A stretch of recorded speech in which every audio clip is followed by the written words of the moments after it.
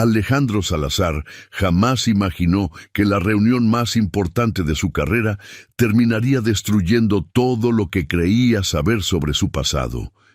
Era uno de los empresarios más ricos de España, dueño de un imperio inmobiliario valorado en miles de millones de euros. Los periódicos hablaban de sus negocios, las revistas hablaban de su fortuna, pero nadie hablaba de la única persona que jamás había conseguido olvidar. Valeria Navarro, la mujer que había amado con todo su corazón, la mujer que desapareció de su vida 5 años atrás sin dar ninguna explicación. Durante años, Alejandro se convenció de que ella lo había abandonado, que había elegido a otro hombre, que todo lo que habían vivido juntos había sido una mentira. Pero aquella mañana, mientras recorría uno de los edificios corporativos de su empresa en Madrid, algo llamó su atención. Una mujer embarazada limpiaba el suelo del vestíbulo principal. Llevaba un uniforme sencillo. Sus manos estaban desgastadas por el trabajo. Su rostro reflejaba agotamiento. Y cuando levantó la mirada, el corazón de Alejandro se detuvo. Era Valeria, su primer amor. La mujer que nunca pudo olvidar, y estaba embarazada. Durante varios segundos, ninguno de los dos fue capaz de pronunciar una sola palabra. El pasado acababa de regresar, pero lo que Alejandro aún no sabía era que aquella mujer llevaba años ocultando un secreto capaz de cambiar sus vidas para siempre. Porque el bebé que crecía en su vientre no pertenecía a ningún otro hombre, era suyo. Y la razón por la que desapareció de su vida estaba relacionada con una traición tan cruel que destruiría a personas muy poderosas. Madrid llevaba días bajo un cielo de plomo cuando Alejandro llegó al edificio Torres Meridional a las 9:15 de la mañana. Su chofer aparcó el coche frente a la entrada principal y él bajó sin esperar ayuda, con el maletín bajo el brazo y la mirada fija en el móvil. Tenía 4 reuniones antes de mediodía y una conferencia con inversores alemanes a las 3 de la tarde. No había dormido más de 4 horas. Nunca dormía más de 4 horas. Así era su vida desde hacía 5 años. Desde que aprendió que entregarse al trabajo era la única forma de no pensar en ella. El vestíbulo del Torres Meridional era amplio, moderno, revestido de mármol blanco con vetas grises que Alejandro mismo había elegido cuando reformó el edificio 3 años atrás. Era uno de los inmuebles del que más orgulloso se sentía. 19 plantas, fachada acristalada, vistas al retiro. Un proyecto que había costado 42 millones de euros y que ahora valía casi el doble. Cada detalle de ese edificio llevaba su firma. Cada decisión había pasado por él. Era el tipo de obra que le recordaba por qué había sacrificado todo lo demás. Cruzó la entrada con paso decidido, saludó con un gesto al vigilante de seguridad sin detenerse, y entonces la vio. Estaba de rodillas junto a la recepción, fregando el suelo con movimientos lentos y cuidadosos. Llevaba un uniforme azul marino con el logotipo de la empresa de limpieza bordado en el pecho, el pelo recogido en una coleta descuidada. Los guantes de goma amarillos, algo desgastados en la punta de los dedos, y el vientre prominente, perfectamente visible incluso desde la distancia, que le dificultaba los movimientos y la obligaba a apoyarse con una mano en el suelo cada vez que intentaba incorporarse. Alejandro se detuvo en seco. No fue un pensamiento consciente, fue algo físico, animal, involuntario, como si sus piernas hubieran recibido una orden que su cerebro aún no había procesado, como si el cuerpo reconociera algo que la mente todavía se negaba a admitir. La mujer levantó la mirada, y el mundo entero se comprimió en ese segundo.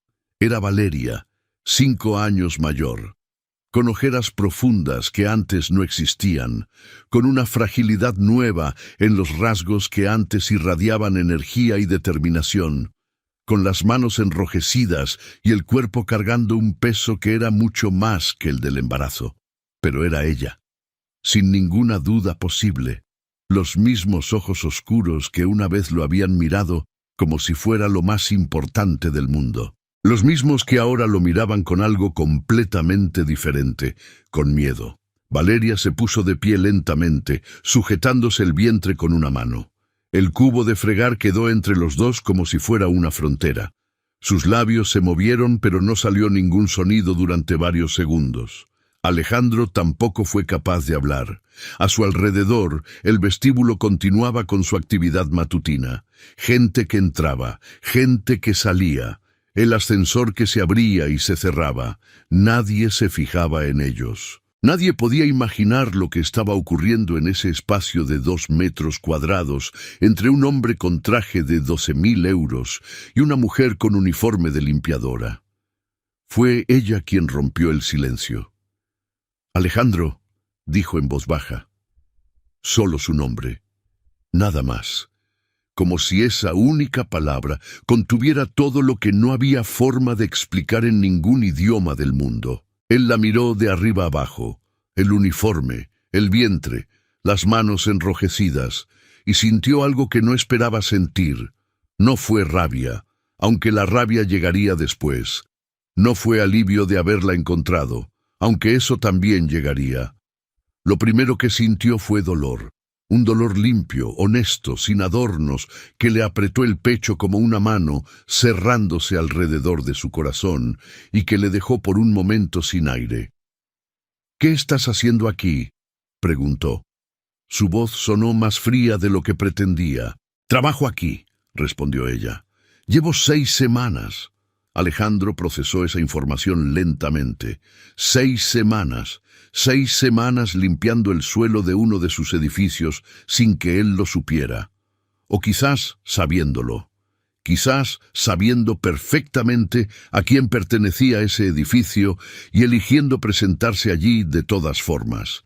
Quizás porque necesitaba el dinero y no le quedaban más opciones. «¿Cuándo sales?», preguntó. Valeria frunció ligeramente el ceño, como si la pregunta la sorprendiera. «A las 2. Espérame en la cafetería de enfrente», dijo él. «La del nombre del pintor. Estaré allí a las 2:15». No esperó respuesta. Siguió caminando hacia los ascensores con la misma seguridad de siempre, aunque por dentro nada en ese momento era seguro ni predecible ni estaba bajo su control. Pulsó el botón de la planta 14 y observó su propio reflejo en las puertas metálicas cerradas. Tenía el semblante tenso, la mandíbula apretada, los ojos sin expresión reconocible. El mismo hombre de siempre en la superficie, un desastre completo por debajo. 5 años. 5 años construyendo muros tan altos que él mismo había olvidado cómo era el paisaje al otro lado. Y ella había conseguido derrumbarlos en 3 segundos sin proponérselo siquiera. Las reuniones de aquella mañana fueron un desastre silencioso. Alejandro estuvo presente físicamente, pero en ningún otro sentido. Firmó documentos que le pusieron delante. Asintió en los momentos adecuados. Respondió preguntas con la precisión mecánica de quien ha repetido los mismos gestos durante años. Pero su cabeza estaba abajo, en el vestíbulo, junto al cubo de fregar y los ojos oscuros de Valeria Navarro, en la curva de su vientre, en el miedo que había visto en su cara cuando lo reconoció, en todas las preguntas que no había podido hacer porque había elegido seguir caminando como si supiera a dónde iba. A las 2:15 canceló la conferencia con los alemanes. Su secretaria, Montserrat, lo miró con una expresión que mezclaba sorpresa y una alarma discreta y profesional. Alejandro Salazar nunca cancelaba reuniones. Era algo tan inusual como verlo llegar al trabajo sin corbata o salir antes de las 8 de la tarde. «Diles que surgió un imprevisto», dijo sin detenerse. «Reprogramamos para el jueves por la mañana». Cruzó la calle exactamente a las 2:10. La cafetería se llamaba Velázquez. aunque no tenía ninguna relación con el pintor más allá del nombre pintado sobre la puerta con letras doradas algo desconchadas. Era un local pequeño, de madera oscura y sillas de mimbre, que sobrevivía entre edificios corporativos gracias a los trabajadores del barrio que preferían un café de verdad al de las máquinas automáticas de las oficinas. Olía a churros fritos y a café molido. En las paredes había fotos antiguas de Madrid que nadie miraba nunca. Valeria ya estaba allí, sentada en una mesa del fondo, con las manos alrededor de una taza de manzanilla y la mirada fija en la puerta. Se había quitado la chaqueta del uniforme y llevaba solo la camiseta interior que se ceñía sobre el vientre. Sin los guantes, sus manos parecían más pequeñas, más vulnerables. Cuando Alejandro entró, algo en su expresión cambió. No fue alivio, tampoco fue miedo exactamente. Era algo intermedio que no tenía nombre preciso. La cara de alguien que lleva mucho tiempo esperando un momento difícil y que ahora, por fin, ha llegado y ya no puede posponerse más. Alejandro se sentó frente a ella sin quitarse el abrigo. El camarero se acercó. Alejandro pidió un café solo sin mirarlo. Cuando el camarero se fue, el silencio entre ellos se asentó con toda su densidad. Fue él quien empezó. «¿Por qué?», dijo. Una sola palabra, pero cargada con 5 años de preguntas acumuladas, de noches sin respuesta, de una herida que había cicatrizado por fuera y seguía abierta por dentro. Valeria respiró profundamente, miró la taza, luego lo miró a él y empezó a hablar. Le contó que la última noche que habían estado juntos, 5 años y 4 meses atrás, ella había salido del piso de él convencida de que iban a anunciar su compromiso en cuestión de días, que estaba feliz de una manera que no cabe en palabras, que no había en el mundo nadie más seguro de nada que ella en ese momento, caminando por las calles de Madrid a medianoche, con una sonrisa que no podía quitarse de la cara, aunque lo hubiera intentado. Pero al día siguiente recibió un mensaje en su teléfono. Un mensaje de Alejandro, o al menos eso creyó ella. En el mensaje se le decía que la relación había terminado, que él había tomado una decisión, que necesitaba enfocarse en su carrera y que Valeria no encajaba en los planes que tenía para su vida. Las palabras eran frías, calculadas, con la precisión quirúrgica de quien conoce exactamente dónde duele más. No había margen para la duda. No había espacio para una conversación. No había ni una sola frase que dejara abierta la posibilidad de que aquello fuera un error o un malentendido. Ella intentó llamarlo. 1 vez, 10 veces, 30 veces durante 3 días seguidos. Ninguna llamada llegó. El teléfono sonaba y sonaba hasta que saltaba el buzón de voz. Esa voz familiar diciéndole que dejara un mensaje. Y ella colgando sin decir nada porque no sabía qué decir.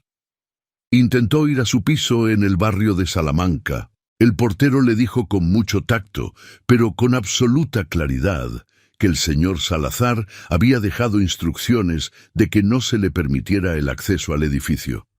Intentó contactar con su oficina. La secretaria de entonces, una mujer llamada Begoña, que siempre había sido amable con ella, le dijo con una voz extrañamente tensa que el señor Salazar no estaba disponible y que no lo estaría en un futuro próximo. Valeria pasó 2 semanas en un estado de shock que la dejaba incapaz de tomar decisiones simples. 3 semanas después, empezó a llorar de verdad cuando el cuerpo por fin procesó lo que la mente se había negado a aceptar. 1 mes entero intentando encontrar alguna explicación que tuviera sentido, revisando cada conversación, cada gesto, cada momento de los últimos meses buscando la señal que debería haber visto y no vio. Y luego, cuando el dolor empezó a transformarse en algo más sólido y manejable, tomó una decisión. Alejandro no la quería. Y ella iba a reconstruir su vida sin él, le costara lo que le costara. Se marchó de Madrid una mañana de febrero, con 2 maletas y un billete de autobús. Se instaló en Málaga, donde tenía una tía que le ofreció una habitación sin hacer preguntas. Encontró trabajo en una empresa de construcción como delineante. Intentó seguir adelante con la misma determinación silenciosa que siempre había sido su forma de enfrentarse a las cosas difíciles. 3 meses después, descubrió que estaba embarazada. Alejandro la miraba sin parpadear mientras ella hablaba. No había interrumpido ni una sola vez. Su expresión no había cambiado visiblemente. Seguía siendo la misma máscara fría que llevaba puesta desde hacía años. Pero por dentro algo estaba ocurriendo que no tenía nombre exacto, algo parecido a que el suelo se abriera despacio bajo sus pies, con esa lentitud que hace el daño peor porque uno no sabe cuándo va a terminar la caída. «Yo nunca te envié ese mensaje», dijo cuando ella terminó. Valeria lo miró a los ojos durante un momento. «Lo sé», respondió en voz baja. «Lo supe mucho después».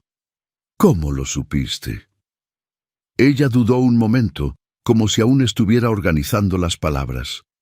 «Porque encontré a alguien que estaba allí». Y entonces le explicó lo que había descubierto apenas 8 semanas antes, cuando regresó a Madrid buscando trabajo tras quedarse sin empleo en Málaga, y se encontró por casualidad con una antigua conocida. Una mujer llamada Isabel, que trabajaba como asistente personal en el Grupo Salazar desde hacía años. Una mujer que siempre había sido amable con ella en los tiempos en que Valeria frecuentaba la oficina de Alejandro y que nunca había tenido razón para sospechar de ella. Se tropezaron en la zona de Atocha una tarde de octubre. Se reconocieron entre la multitud, se tomaron un café que ninguna de las dos tenía planeado tomarse, y en algún punto de esa conversación, con la voz baja y las manos alrededor de la taza, Isabel le dijo que sabía lo que había ocurrido 5 años atrás, que lo había sabido desde el principio, que había participado en ello sin saber del todo lo que estaba haciendo y que desde entonces cargaba con esa culpa sin saber cómo soltarla. El mensaje que Valeria recibió aquella noche no lo había escrito Alejandro, lo había escrito Rodrigo Salazar, el hermano mayor de Alejandro. Alejandro tardó varios segundos en reaccionar a ese nombre, lo escuchó, lo procesó, y lo rechazó de manera instintiva antes de que pudiera instalarse del todo. Rodrigo, 5 años mayor que él, el que le había enseñado a montar en bicicleta en el aparcamiento del bloque donde crecieron, el que había estado en primera fila en cada uno de sus logros empresariales aplaudiendo con genuino orgullo, el que le llevaba el desayuno al despacho cuando se quedaba a dormir en la oficina durante las semanas más duras de alguna negociación. El que era desde siempre la única familia de verdad que Alejandro tenía en el mundo. «Eso es imposible», dijo. «Isabel estaba allí», respondió Valeria con voz firme pero sin rabia, con esa calma de quien ha tenido meses para procesar algo antes de contarlo. Rodrigo le pidió que lo ayudara. Le dijo que Alejandro le había pedido a él que se ocupara del asunto, porque no quería tener esa conversación directamente. Isabel creyó que era verdad porque no tenía ningún motivo para dudar de él. Cuando finalmente se dio cuenta de que todo era mentira, ya había pasado demasiado tiempo y no sabía cómo deshacerlo. Alejandro se quedó mirándola. ¿Por qué haría algo así? ¿Qué motivo podría tener? Valeria apoyó las manos sobre la mesa. «Dinero», dijo. «Solo dinero». La razón era más prosaica y más devastadora de lo que cualquier historia de traición podría anticipar. No tenía que ver con sentimientos de Rodrigo hacia Valeria. No era celos. No era algún resentimiento profundo y retorcido. Era una operación de negocios tan fría como un contrato de compraventa. En aquella época, el Grupo Salazar atravesaba una etapa financieramente delicada. Alejandro Estaba en plena negociación con una familia de inversores valencianos, los Montalbán, para obtener una inyección de capital que necesitaba con urgencia para expandirse al mercado europeo. Los Montalbán tenían una hija, se llamaba Carmen, y la condición implícita, nunca dicha en voz alta, pero perfectamente entendida por todos los que se sentaban en esa mesa de negociaciones, era que una alianza matrimonial entre las dos familias consolidaría la operación de una manera que ningún contrato podría garantizar. Rodrigo lo sabía que mientras Alejandro estuviera con Valeria, esa alianza era imposible. Y sabía que Alejandro nunca sacrificaría a Valeria voluntariamente por ningún negocio del mundo. Así que actuó sin consultárselo, con la meticulosa frialdad de alguien que ha decidido que los negocios tienen prioridad sobre cualquier otra consideración, incluida la felicidad de su propio hermano, incluida la vida de una mujer que no le había hecho ningún daño. Alejandro no dijo nada durante un tiempo que Valeria no fue capaz de medir.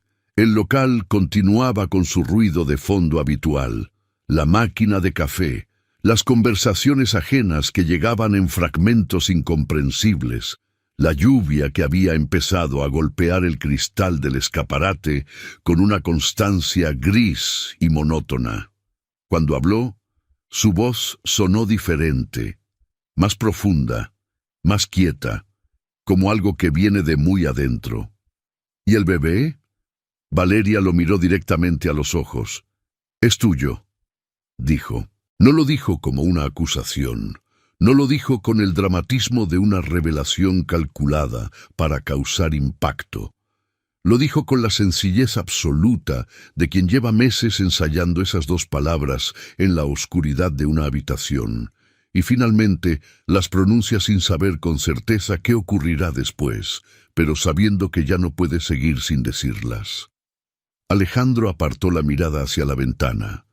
La lluvia caía con más fuerza. En la calle los paraguas se abrían y los abrigos se apretaban y todo el mundo tenía algún sitio a donde ir. «¿Cuánto te falta?», preguntó. «10 semanas», respondió ella. Él asintió despacio. Se levantó, sacó la cartera, dejó un billete sobre la mesa sin mirar el importe y se puso de pie con los movimientos controlados de quien necesita que algo en ese momento sea controlado. «Voy a necesitar tiempo para procesar todo esto», dijo, «pero quiero que sepas que no te voy a dejar sola, independientemente de todo lo demás». Valeria no respondió. Lo observó caminar hacia la puerta. Y cuando él salió a la calle y desapareció entre los paraguas y los abrigos, y el ruido sordo de Madrid bajo la lluvia, ella apoyó la frente sobre las manos unidas y cerró los ojos. Aquella noche, Alejandro llegó al ático que tenía en el barrio de Salamanca y se sirvió un vaso de whisky que no llegó a beber. Se quedó de pie frente a los ventanales, mirando las luces de la ciudad extenderse hacia todos los puntos cardinales, con el vaso en la mano y la mente recorriendo 5 años de decisiones tomadas sobre una mentira. Cada una de esas decisiones había parecido razonable en su momento. Cada una había tenido su lógica, y toda esa lógica se había construido sobre algo que no existía. Se acordó de la mañana en que la buscó por primera vez. Había ido al piso donde ella vivía y encontró la puerta cerrada. Los vecinos del rellano le dijeron que la chica del cuarto se había marchado hacía unos días. No sabían a dónde. Alejandro pasó semanas preguntando, llamando a conocidos comunes, dejando mensajes en números que nadie contestaba. Y en algún punto, Rodrigo lo sentó en un bar de la calle Serrano y le dijo con voz serena y compasiva que lo mejor era dejar de buscar. Que a veces las personas tomaban decisiones que había que respetar, que Valeria había elegido su camino y que Alejandro debía elegir el suyo, que la empresa necesitaba toda su atención, que había oportunidades que no esperaban a nadie. Alejandro le había creído, sin dudar, porque era su hermano, porque nunca había tenido razón para no creerle. La rabia que llegó esa noche frente a los ventanales del ático fue diferente a cualquier rabia que hubiera sentido antes. No era la rabia caliente e impulsiva de quien actúa sin pensar. Era fría, era exacta. Era la rabia de quien entiende perfectamente lo que ocurrió y necesita hacer algo concreto con esa comprensión. A la mañana siguiente, Alejandro llegó a la oficina central del Grupo Salazar en el Paseo de la Castellana a las 8 en punto. Montserrat lo saludó con su eficiencia habitual y le entregó la agenda del día.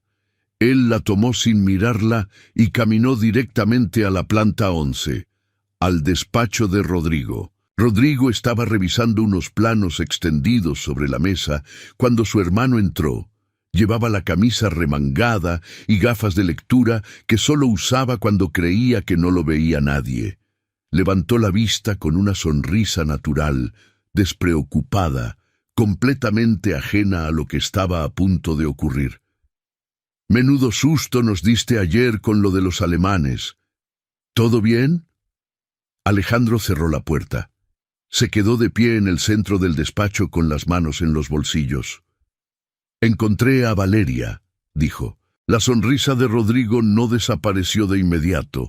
Se desvaneció lentamente, como una vela que se apaga cuando se acaba el aire, con esa agonía gradual que resulta más reveladora que cualquier reacción brusca.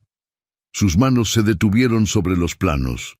«¿Valeria Navarro?», preguntó, y en esas dos palabras había exactamente la cantidad equivocada de sorpresa. La misma. Un silencio. «¿Dónde?» «Eso ahora mismo no importa», dijo Alejandro.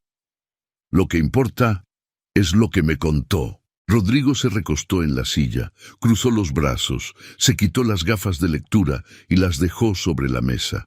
Y en ese gesto, en esa postura defensiva adoptada antes de que Alejandro dijera nada más, estuvo toda la respuesta que necesitaba.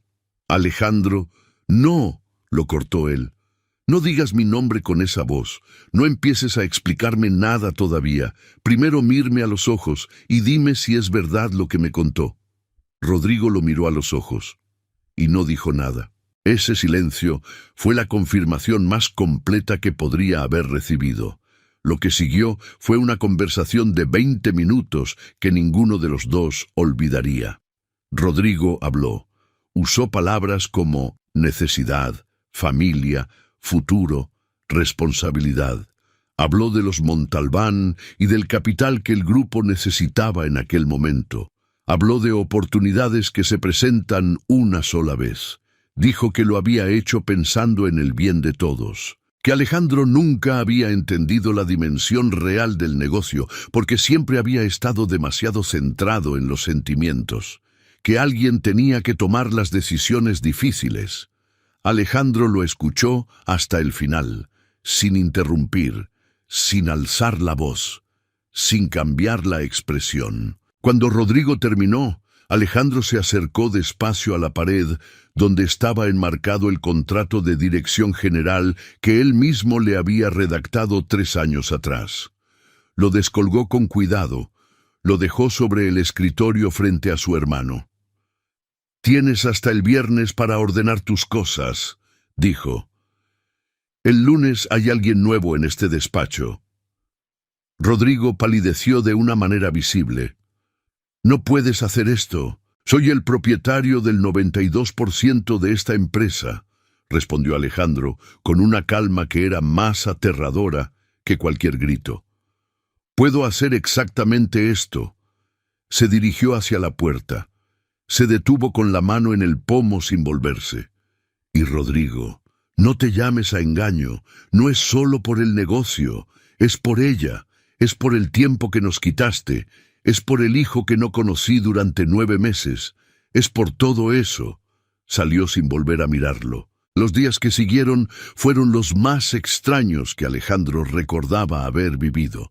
Por fuera, su vida continuó con su cadencia habitual de reuniones, decisiones, llamadas, informes. Pero por dentro, todo había cambiado de sitio. como si alguien hubiera entrado en una habitación perfectamente ordenada y movido cada mueble 3 centímetros. Nada estaba roto, pero nada estaba en el lugar correcto, y esa pequeña distancia lo cambiaba todo. Llamó a Valeria al día siguiente. Ella contestó al tercer tono con una voz cautelosa que reconoció como la voz de alguien que todavía no sabe qué esperar. «Quiero que dejes el trabajo de limpieza», dijo él sin preámbulos. «Alejandro, no te estoy pidiendo que vuelvas conmigo», aclaró. «No te estoy pidiendo nada que no quieras dar. Solo te estoy diciendo que no tiene ningún sentido que estés fregando suelos con 8 meses de embarazo cuando yo tengo los medios para que eso no ocurra». Un silencio. «No quiero tu dinero. Es el dinero de tu hijo», respondió él, «que también es mío. Necesito pensarlo». «De acuerdo», dijo él. «Piénsalo esta noche. Pero si mañana a las 9 de la mañana ese uniforme de limpieza sigue en tu armario, voy a ir personalmente a buscarte. Y los dos sabemos que lo haré». No era una amenaza, era una promesa, y ambos lo sabían con la certeza de quien conoce bien al otro, aunque lleve 5 años sin verlo. Valeria llamó esa misma noche, más tarde de lo que él esperaba. «Está bien», dijo, «pero con condiciones. Las que quieras. No quiero vivir en ningún piso tuyo. Me quedo donde estoy. Pago mis propias facturas». «De acuerdo. No quiero que aparezcas en mi vida como si nada hubiera pasado. 5 años son 5 años, y necesito tiempo para procesar todo esto». «Te doy todo el tiempo que necesites», dijo Alejandro, «pero voy a estar cerca, porque ese niño va a nacer en menos de 10 semanas, y quiero estar presente cuando ocurra». Hubo una pausa larga, el tipo de pausa en la que se toman decisiones que no tienen marcha atrás. «Se llama Mateo», dijo ella en voz muy baja, como si compartir ese nombre fuera ya una forma de abrirle una puerta. «Le puse el nombre hace semanas. Mateo». Alejandro cerró los ojos. «Es un buen nombre», respondió, y por primera vez en 5 años, algo dentro de él se aflojó. Solo un poco, solo lo suficiente para que el aire entrara de otra manera. Las semanas que siguieron no fueron sencillas. Nada entre ellos podía serlo con todo lo que había de por medio. Había demasiado peso acumulado, demasiadas capas de dolor que el tiempo no había borrado, sino simplemente preservado intactas, como insectos atrapados en ámbar. Alejandro se acostumbró a enviarle mensajes por las mañanas, preguntando cómo había dormido. Valeria respondía con brevedad, a veces con una sola palabra, pero siempre respondía. Él empezó a llevarle la compra 2 veces por semana. Al principio, ella se resistió con esa dignidad obstinada que era tan suya. Al cabo de unos días, lo aceptó sin comentarios, que era la forma que ella tenía de decir que lo agradecía. Un martes de principios de diciembre, la acompañó a la revisión del médico. Se sentó en la sala de espera del ambulatorio de Chamberí mientras ella pasaba a la consulta. Hojeó una revista sin leer nada. Observó a las otras parejas que esperaban, a los hombres que miraban el teléfono con esa mezcla de impaciencia y nerviosismo que tienen los que van a ser padres, a las mujeres que esperaban con esa calma particular de quien ya no tiene energía para el miedo y simplemente confía en que todo saldrá bien. Pensó que aquello podría haber sido su vida normal desde hacía 5 años. Cuando Valeria salió de la consulta con la última ecografía impresa en papel térmico, él se puso de pie. Ella le tendió la imagen sin decir nada, como si fuera algo que hacía todos los días. Alejandro la miró. Era un perfil pequeño y borroso en escala de grises, una cabeza redondeada, una nariz en miniatura que ya tenía su propia forma, unos puños cerrados como si el niño estuviera preparándose para algo. Mateo. Alejandro sostuvo esa imagen durante un tiempo que no supo cuantificar. La miró con la misma atención con la que revisaba los planos de sus mejores proyectos. Con más, quizás. Cuando la devolvió, vio que Valeria lo miraba con una expresión nueva, sin defensas, sin la distancia cuidadosamente mantenida de las últimas semanas, solo mirándolo como lo miraba años atrás, cuando todavía no había ninguna razón para no hacerlo. ¿Tienes hambre?, preguntó él. Siempre tengo hambre, respondió ella. Y los dos se echaron a reír al mismo tiempo. Una risa corta, sorprendida, casi involuntaria, como algo que se escapa antes de que uno pueda decidir si quiere dejarlo salir. Como dos personas que acaban de recordar que en algún momento supieron reír juntas sin esfuerzo. Comieron en un restaurante pequeño de la calle Fuencarral que ninguno había elegido con especial criterio, simplemente porque era el primero que tenía mesa libre. Pidieron cocido madrileño porque era diciembre y hacía frío y era exactamente lo que apetecía.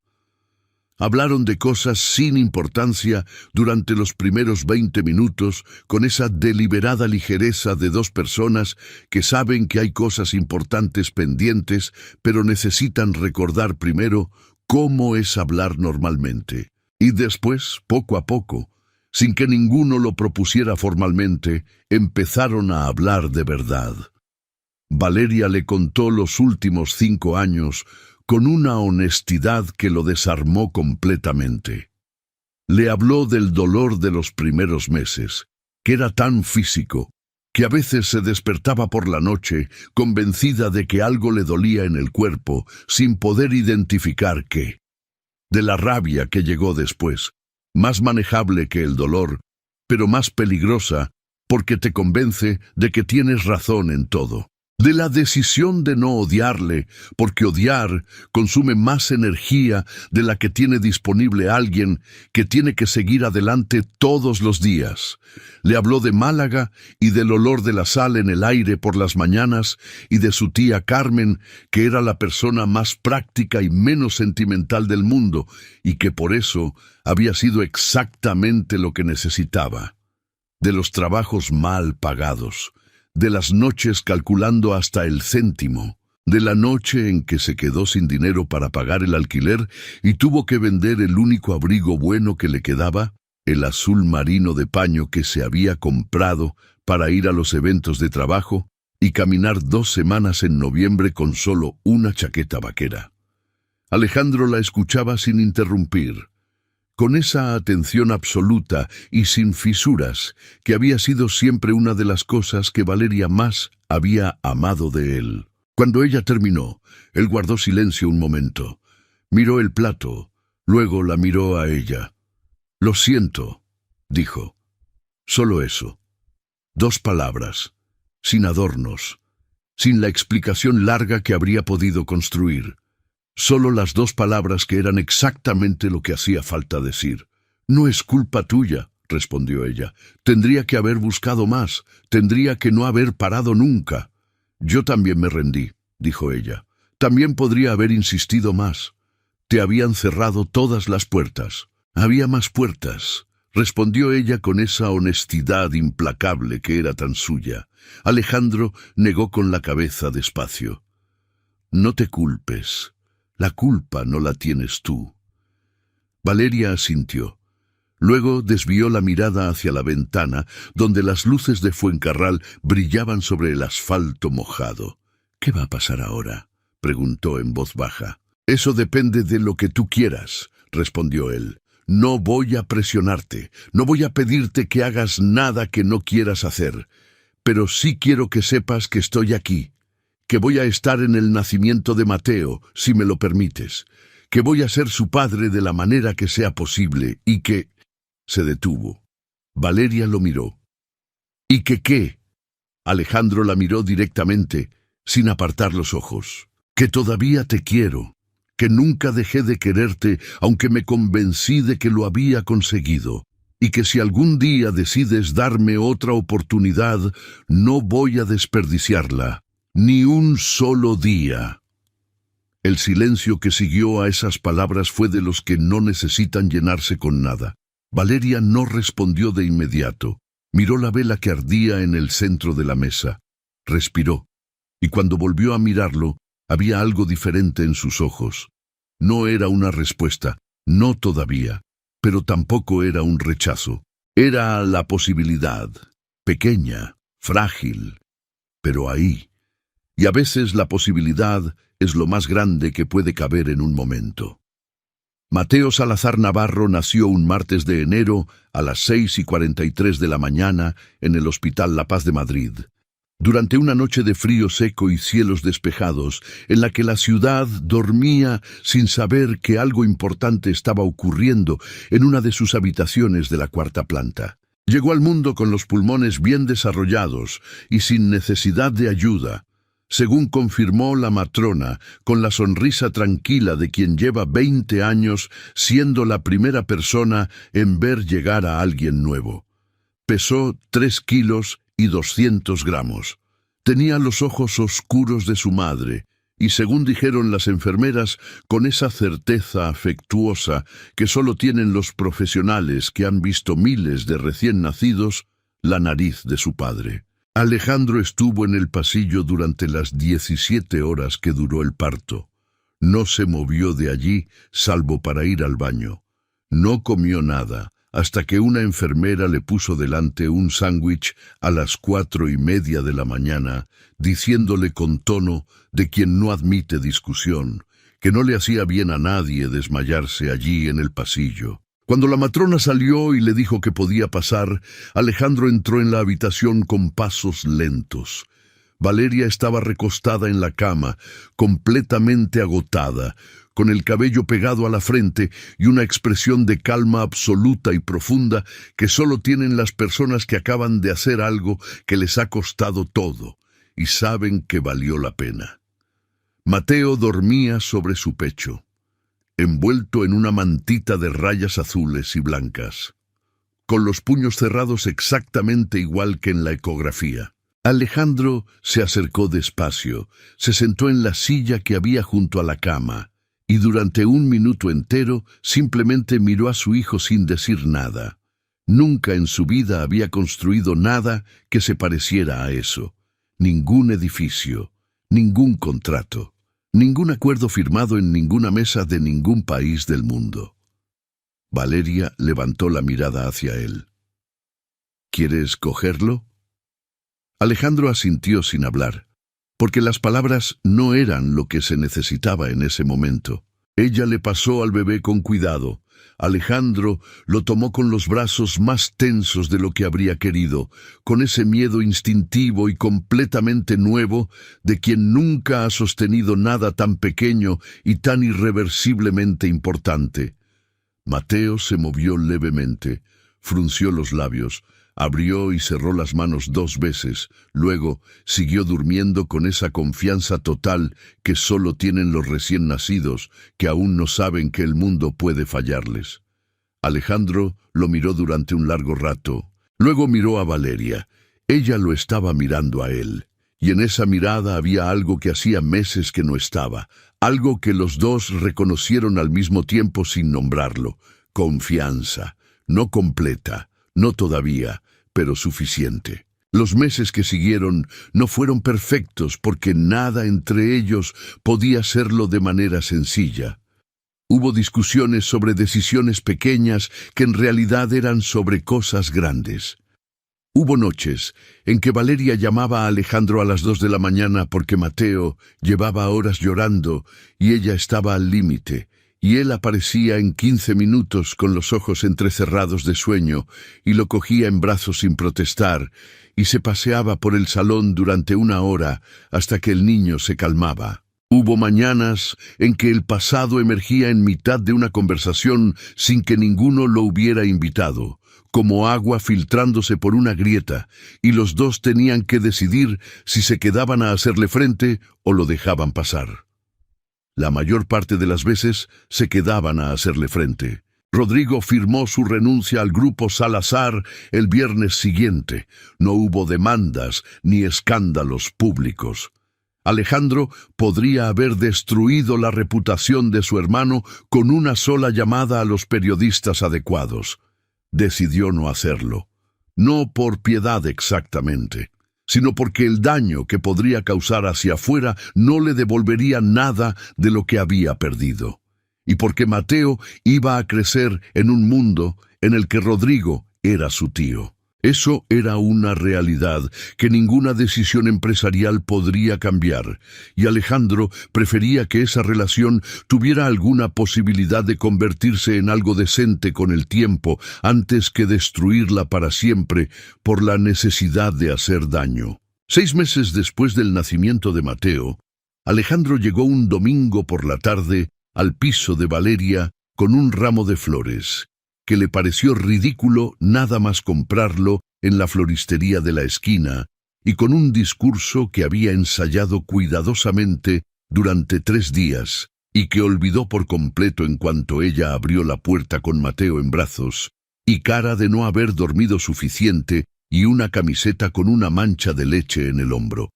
«¿Qué traes ahí?», preguntó ella mirando las flores. «Flores», respondió él. «Ya lo veo». Estaba nervioso y no se me ocurrió otra cosa más inteligente.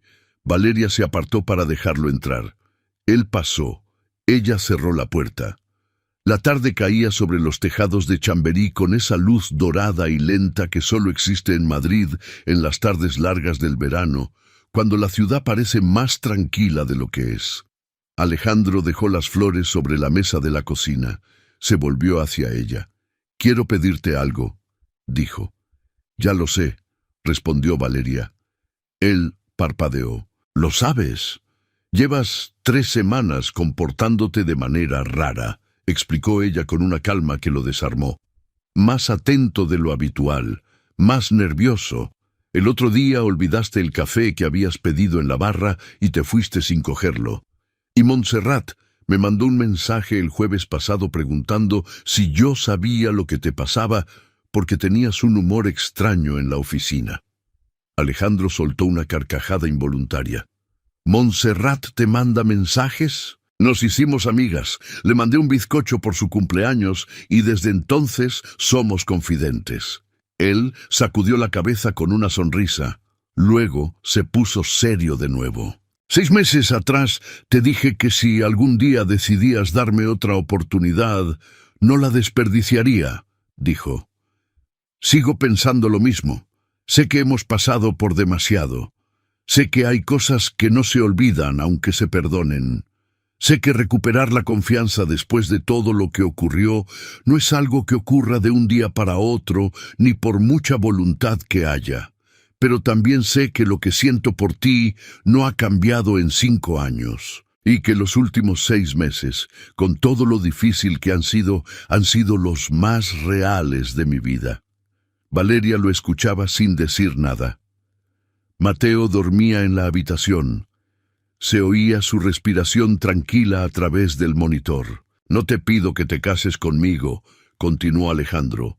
«Todavía no. Te pido que me dejes ser parte de tu vida de verdad, no solo de la vida de Mateo.